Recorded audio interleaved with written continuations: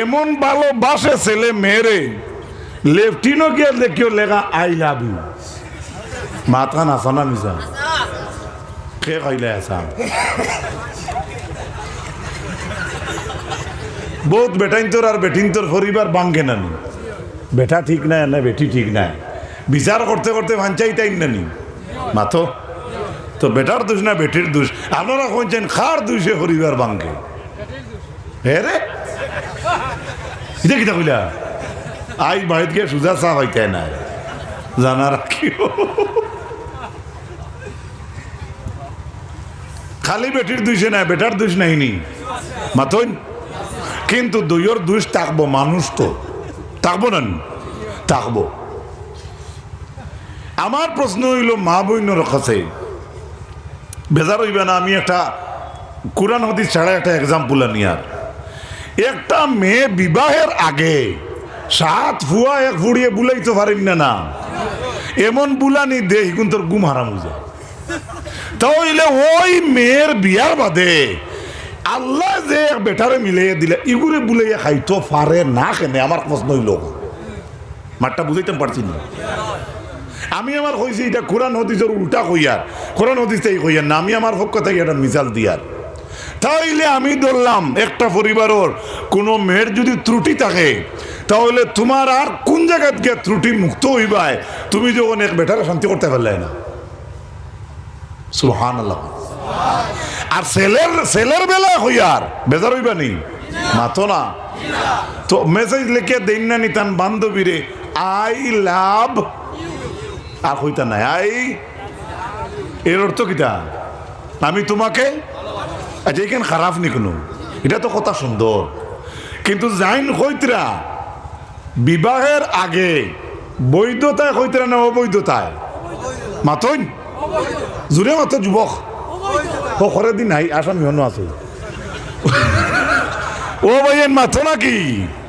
বিয়ার আগে একটা মেয়ের সম্পর্ক ছেলের সম্পর্ক এত টাচ করা, গোলাপ ধরা, চুলো ধরা চাওয়াও তো যাইজ না। সুবহানাল্লাহ। বুলে চাইলে চোখ ঘুরাইতে নানি।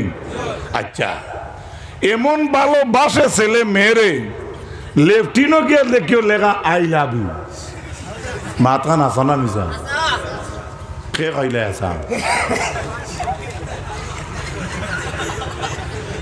তো যে ছেলে ওয়ালও লেগে আই লাভ ইউ, গাড়ির ঘরে লেগে আই লাভ ইউ, রাস্তাত ফিসো লেগে আই লাভ ইউ আছে না, কালভাটও লেগে আই লাভ ইউ, বড় ফুলোর সাইডে দিওয়াল তাকে লেগে আই লাভ ইউ।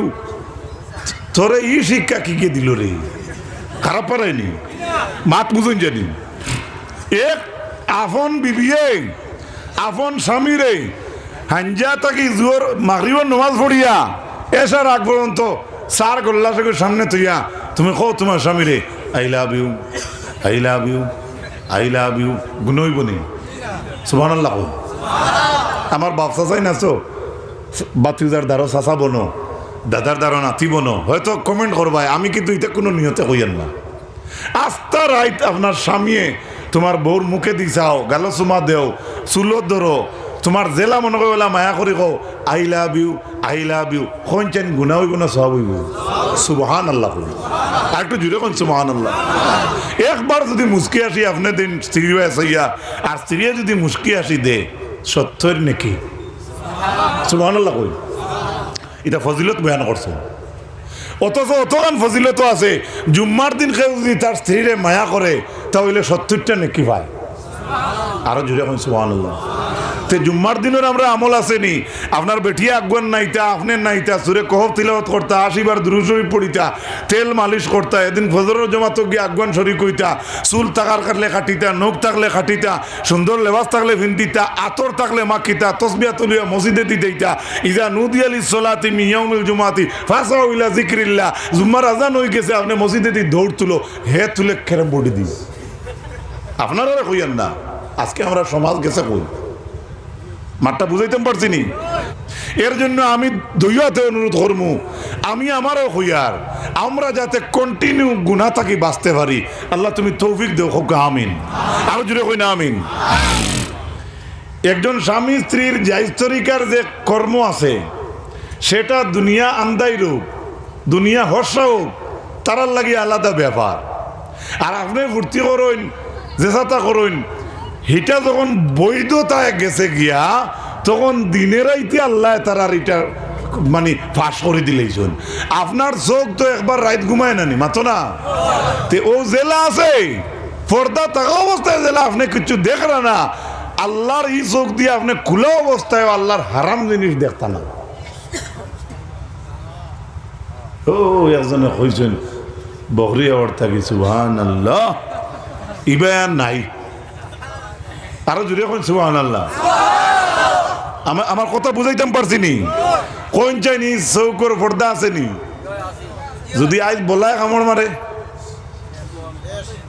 কিলা শেষ হইব, শেষ হইব নি? ডজারের শাখা এক কামড় যদি ফুকে মারে দরজা বন্ধ হয়ে যায় না নি? আবার দোয়াই খাইলে ওটা আটি যায় না নি? তে তো তোমার শরীর রোবট। সুবহানাল্লাহ। আরে ভাই একটা লক্ষ্য করো, কোনো দুঃখ পাইলে হুলিল, ইঞ্জেকশন মারলায়, দোয়াই খাইলায়, ও খালোগো আবার আটি আটি আই হয়।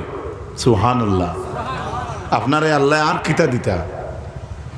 মুসার জমানাত আসলো, অন্য নজাসত লাগলে ও জায়গার মাংস সহ খাটিয়ে ফেলাইতা, এরপরে পাকি আছিল তো। আর আমরা ইনে দই লিলে কিতই যায়। সুবহানাল্লাহ।